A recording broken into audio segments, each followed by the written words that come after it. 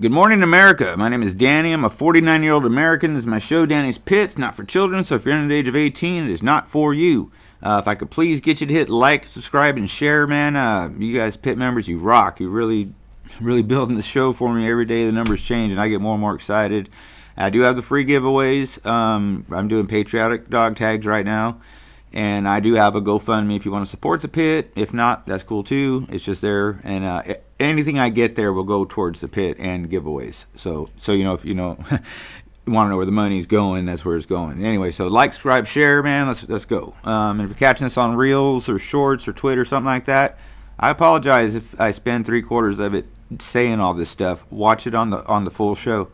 But anyways, the topic of today's pit will be more than words. I just thought this was hilarious. Stanford just came out with a list of words that they're saying we cannot say anymore. Now, how they're going to police this or whatever, enforce this, I don't have any clue. But let me just read to you this list here. And, okay, so words we cannot say anymore. American. Can't say American. They want to say an U.S. citizen. Because by saying American, we're implying that America is the greatest of all the Americas. We are.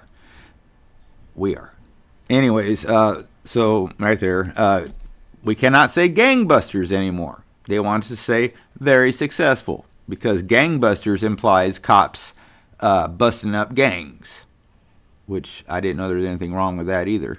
The next word we cannot say anymore is immigrant. We got to say person who has migrated. No, they're illegal aliens.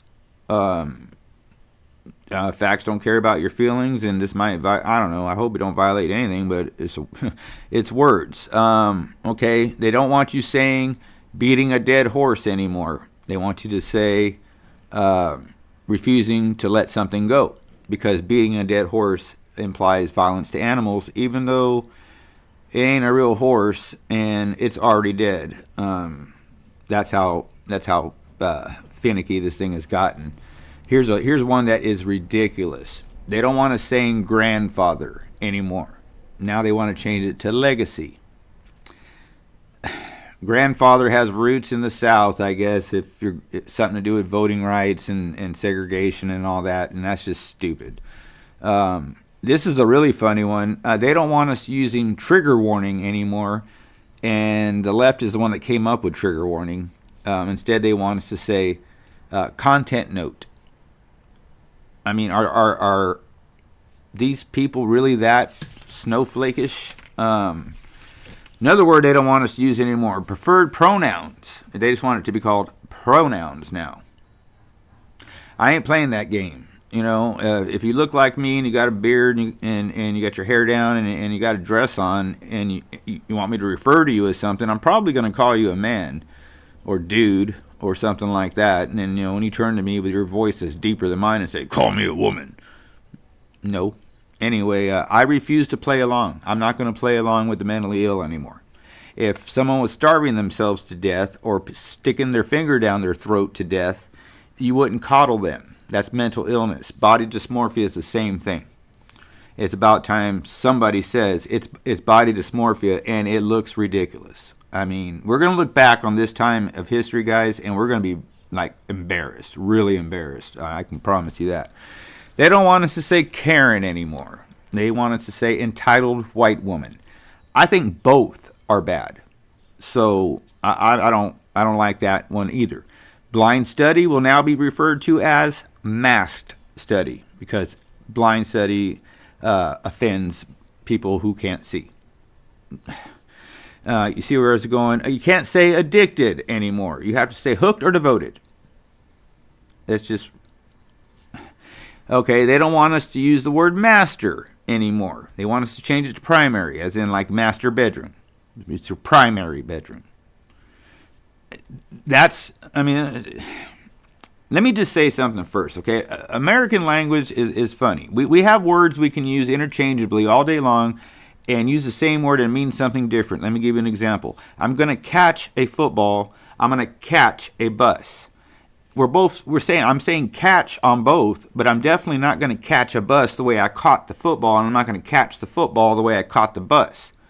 So you got to remember, in English, one word can have all kinds of different meanings. That's one of the reasons why they say actually English is one of the hardest languages to master, is because of all the different. We got a little bit of Latin, a little bit of this, a little bit of that. It's just the smorgasbord, and we came up with English. So here we go.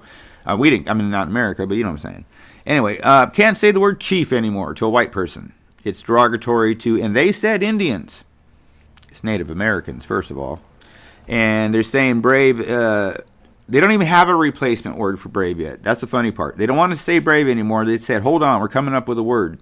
They haven't come up with one yet as of right now to replace brave. They're saying it's derogatory because it only their words, not mine, only an Indian can call another Indian brave. Like as if the people that came over here and colonized America weren't brave. As if all the new Americans who fought the British weren't brave. As in, the Civil War, when people were fighting for whatever they believed in, both sides you would call brave. Just like as when we went into World War I, World War II, Korea, Vietnam, we're brave. And the U.S., when I say we're brave, it's not European whites. It's I can show you pictures of my dad when he was in the Navy. It's all colors, man. There's a Laotian guy in there. There's a African American of African descent wearing a dashiki and everything. The day I was born, they were drinking. My dad was stationed in the Philippines at the time. So it's just one of those things. That's just stupid. I mean, a brave. Anybody can be brave. It's not derogatory to Native Americans. I don't think. This whole list is stupid. This just tells me you got way too much time on your hands. And you know what? Stanford was one of the top 10 schools I was looking at going to.